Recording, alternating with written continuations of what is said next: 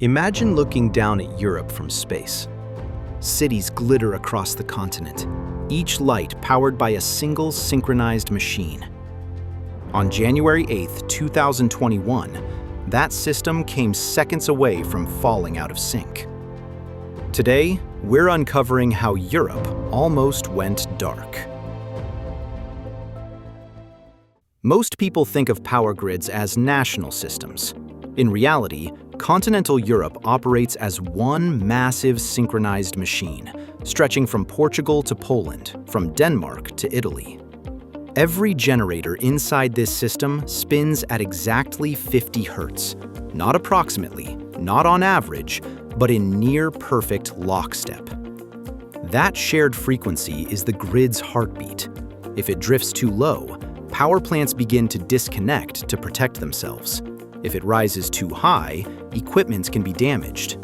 And when dozens of countries share the same heartbeat, a failure in one place can travel fast, crossing borders in seconds. At 14:05 Central European Time, something rare and dangerous happened.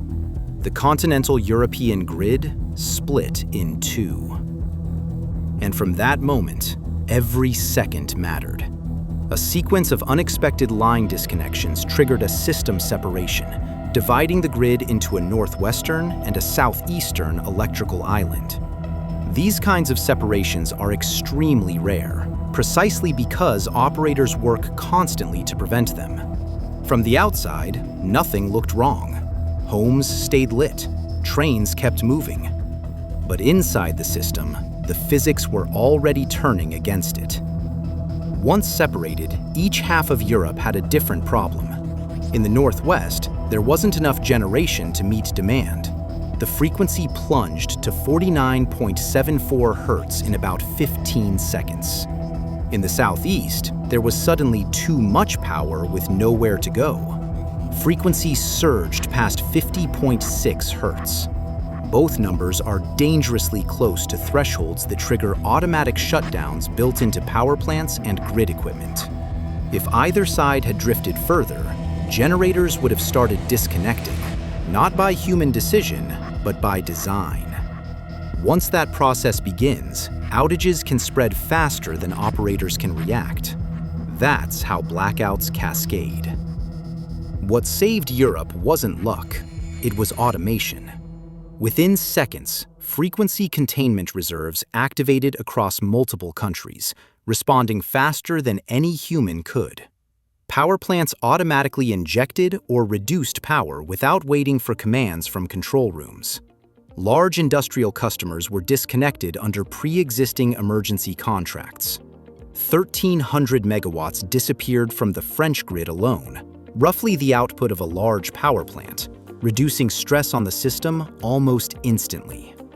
At the same time, high-voltage direct current links, connections that can bridge different power systems, began feeding emergency electricity into the weakened northwest grid.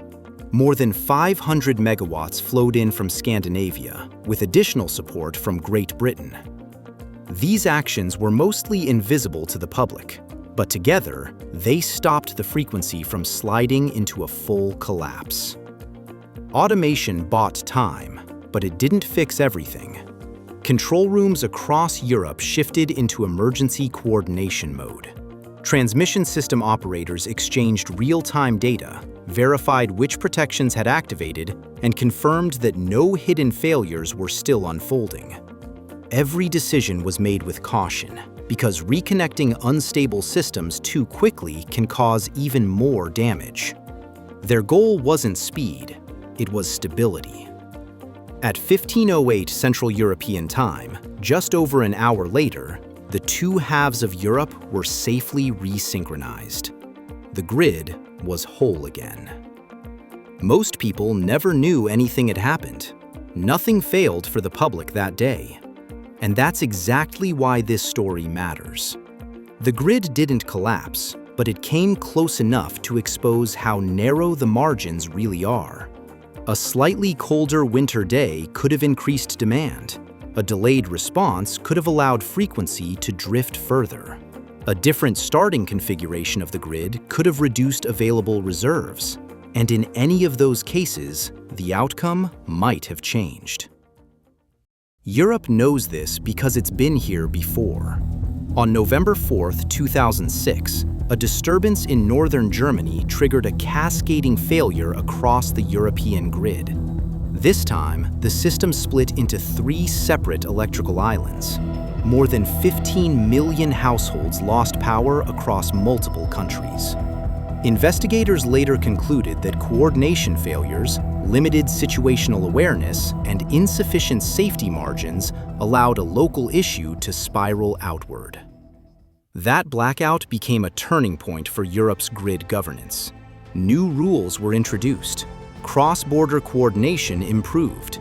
Emergency procedures were standardized. By 2021, those lessons were embedded in automation, training, and real-time monitoring. The near miss wasn't just avoided, it was absorbed. Europe doesn't rely on a single power system. It relies on trust. Trust that every country follows shared technical rules. Trust that machines react instantly when humans cannot. Trust that operators coordinate calmly under pressure. Because when a continent shares one electrical heartbeat, stability isn't guaranteed by strength alone.